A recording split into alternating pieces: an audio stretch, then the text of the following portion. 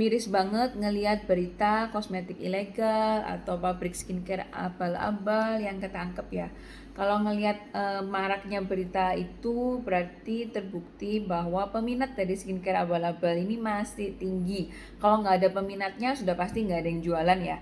Ini tragis. Kenapa kok tragis? Karena di era seperti sekarang di mana semua orang punya smartphone, semua orang bisa searching, bisa Google, ini krim yang gue pakai ini aman nggak nih? Atau bahaya atau enggak nih? Ternyata peminatnya masih sebanyak itu. Jadi menurut saya edukasi tentang skincare yang baik, skincare yang aman, skincare yang sehat masih harus dilakukan terus supaya pretty people pada sadar. Kalau sudah sadar ya diharapkan tidak lagi menjadi langganan dari skincare abal-abal. Jadi mereka sendiri pun bisa tutup usahanya karena sudah tidak ada lagi peminatnya. Skincare abal-abal ini kenapa sih kok saya cerewet sekali? Karena memang bahayanya itu nggak main-main. Bahaya dari skincare abal-abal itu tergantung dari kandungannya dan bukan hanya terbatas di kulit saja. Tapi skincare yang mengandung bahan berbahaya juga bisa berefek pada tubuh kita.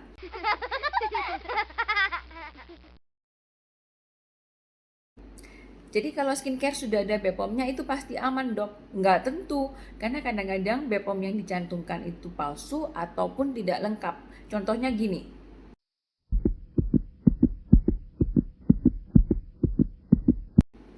sebenarnya apa sih yang ada di pikirannya pretty people tiap kita ngelihat skincare?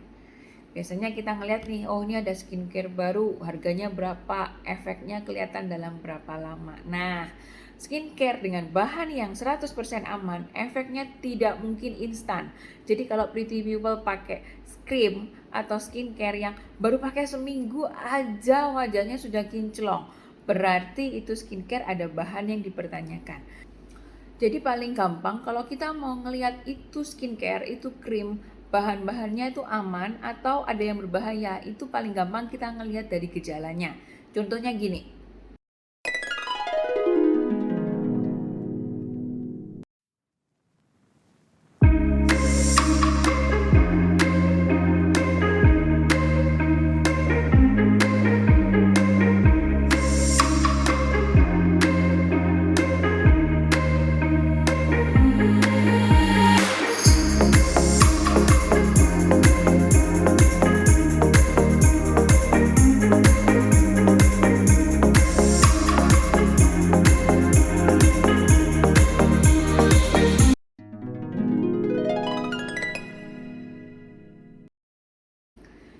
sebenarnya saya nggak setuju kalau skincare dengan bahan yang berbahaya itu kita sebut skincare abal-abal.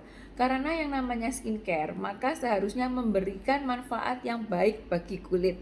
Seperti halnya self-care ya, skincare itu kan bagian dari self-care. Harusnya memberi manfaat yang baik bagi kulit maupun tubuh kita.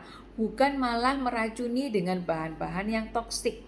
Jadi kalau misalnya dibilang skincare abal-abal ya kurang oke lah, krim abal-abal masih oke. Kalau menurut saya itu betul-betul kosmetik ilegal atau krim yang berbahaya. Kandungan bahan berbahaya dalam skincare itu yang paling umum biasanya adalah merkuri.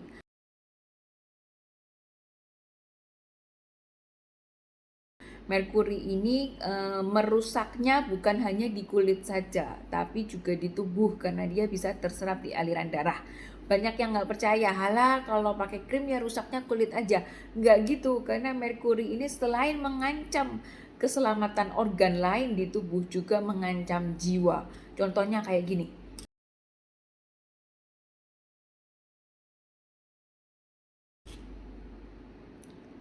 Nah, wanita ini memakai krim dengan metil merkuri selama 2 kali sehari selama 7 tahun. Nah, tiba-tiba dia mengalami koma karena kandungan merkuri itu yang terserap dalam aliran darah mulai menyerang sarafnya. Selain saraf, yang juga bisa diserang oleh merkuri adalah sistem imunitas, sistem pencernaan, sistem pernafasan. Jadi please jangan main-main dengan krim yang mengandung bahan berbahaya ini. Selain merkuri, bahan yang juga sering dicantumkan dalam skincare atau krim abal-abal ini adalah hidroquinone.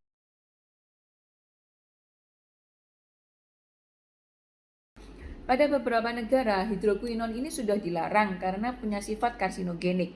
Di Indonesia, hidroquinon masih diizinkan asal dengan pengawasan dokter. Kenapa sih hidroquinon ini membutuhkan pengawasan dokter? Karena krim hidroquinon yang digunakan jangka panjang tanpa pengawasan dokter punya efek samping ookronosis kayak gini.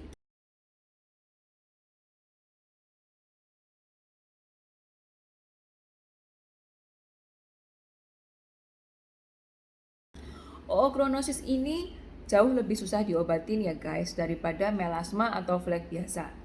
Kandungan bahan berbahaya ketiga yang sering sekali ada di dalam skincare atau krim abal-abal adalah steroid.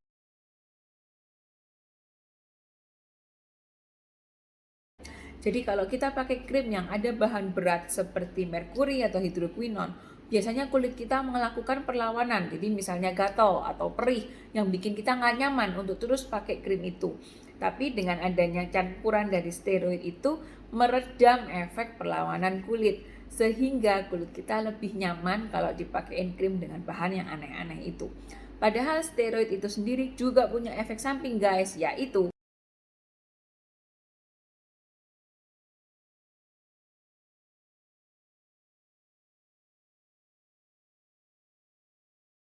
mulai dari atrofi kulit, jadi kulitnya menipis sehingga kita bisa ngelihat ini pembuluh darah di permukaan kulit.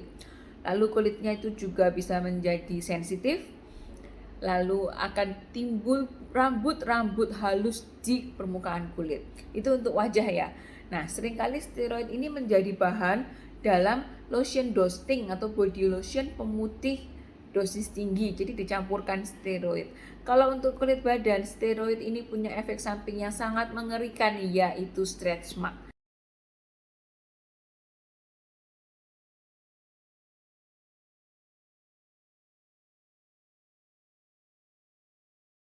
Stretch mark dari hasil dari steroid ini sangat susah untuk diobati.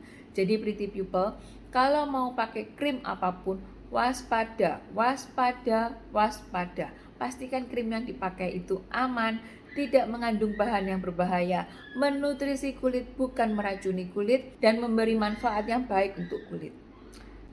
Oke, demikian penjelasan saya mengenai krim abal-abal bahayanya fatal. Jangan lupa subscribe dan boleh komen di sini kalau mau dibahasin apa-apa. See you pretty people.